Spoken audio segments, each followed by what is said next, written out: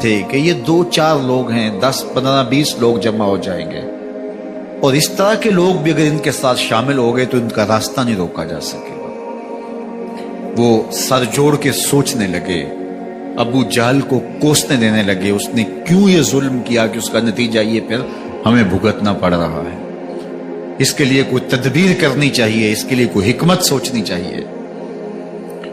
26 سال کا نوجوان ہے، خطاب کا بیٹا ہے، نام عمر ہے، اپنے گھر کے اندر پیچ و تاب کھا رہا ہے کہ اگر یوں ہی اسلام پھیلتا رہا تو ہمارے بتوں کے خلاف اٹھنے والا یہ نظم اتنا پھیل جائے گا کہ روکنا مشکل ہو جائے گا، آباء و اجداد کی کہانیاں ختم ہو جائیں گی، یہ ایک نیا دین ایسے پنپتا رہا تو پھر اس کو روکا نہیں جا سکے گا، کون روکے؟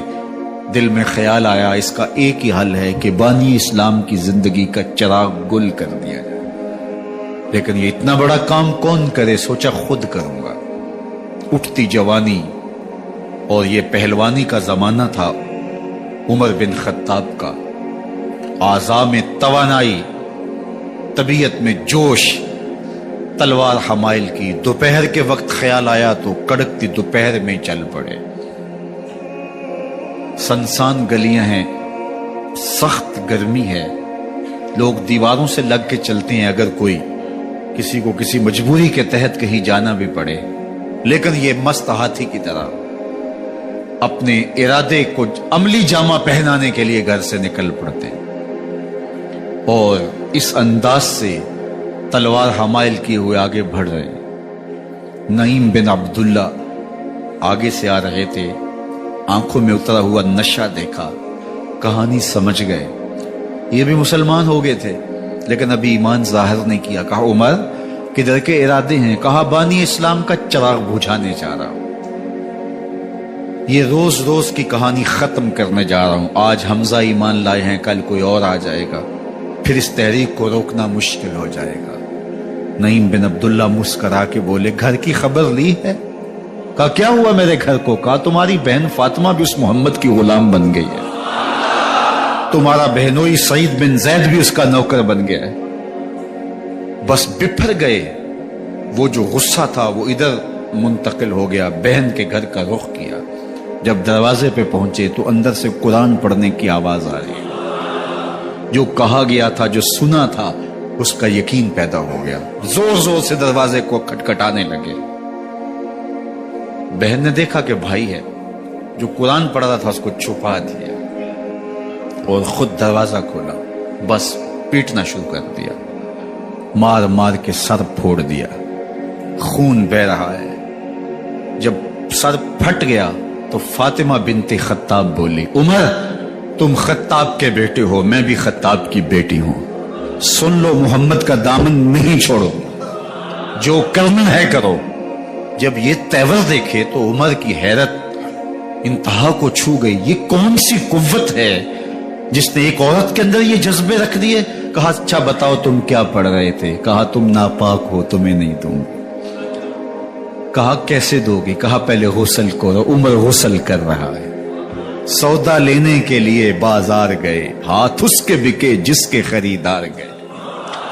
عمر غسل کر رہے ہیں، غسل کر کے باہر آئے تو بہن قرآن لے آئی، وہ کھجور کی چھالیں، وہ چمڑے کے اوپر لکھا ہوا قرآن سامنے رکھ دیا۔ عمر پڑھ رہے ہیں طٰہٰ ما انزلنا علیک القرآن لتشقیٰ، اے 14ویں کے چاند محبوب، قرآن اس لیے نازل تو نہیں کیا تھا کہ تم مشقت میں پڑ جائے، محبوب رحمت کے دروازے کھل رہے ہیں، کرم نوازیاں ہونے والی ہیں۔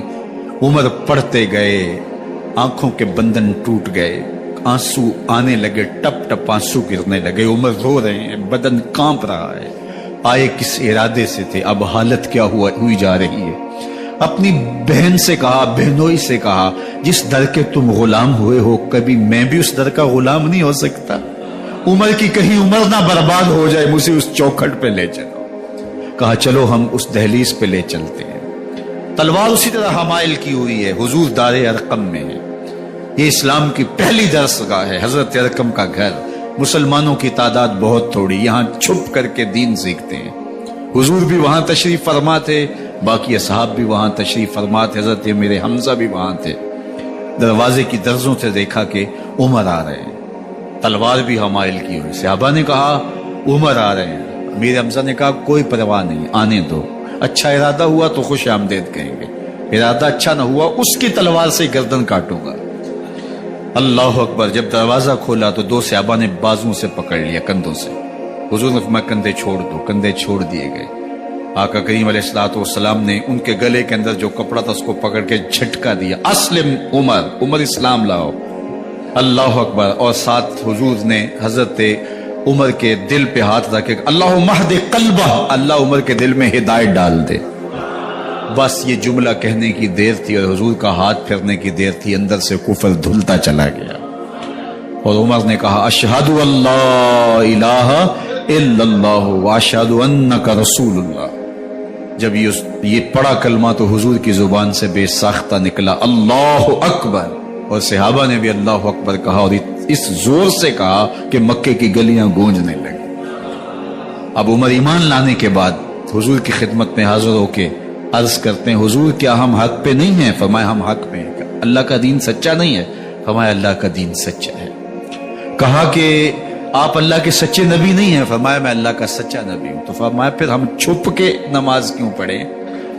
کہا کہ عمر تم جانتے ہو حکمت ہے، اتنے جو ہے وہ ہماری تعداد نہیں، اور کفار کا جور و ظلم اور ستم۔ عرض کی حضور ہم کعبۃ اللہ میں جا کے نماز پڑھیں گے۔ مسلمانوں کی دو صفیں بن گئی، ایک صف کی قیادت امیر حمزہ کر رہے ہیں، ایک صف کی قیادت حضرت فاروق اعظم کر رہے ہیں، درمیان میں حضور چل رہے ہیں، اور روایات میں آتا ہے حضرت عمر چلتے جاتے ہیں اور ساتھ لا الہ الا اللہ پڑھتے چلے جا رہے ہیں۔ اور پھر جا کے وہاں پہنچے تو وہاں جو صنادید قریش تھے ان پر سختہ طاری ہو گیا۔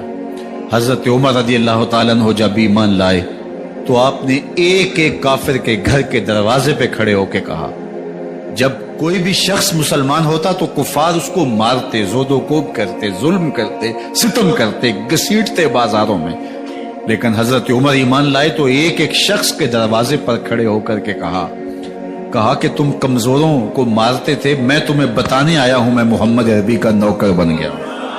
بلکہ آپ نے اعلان کیا جس نے اپنی بیوی کو بیوہ اور بچوں کو یتیم کروانا ہو اور اپنے ماں باپ کی کمر کو جھکانا ہو وہ عمر کے مقابلے میں آئے۔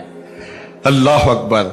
زنیرہ نامی ایک خاتون تھی، بہت کمزور،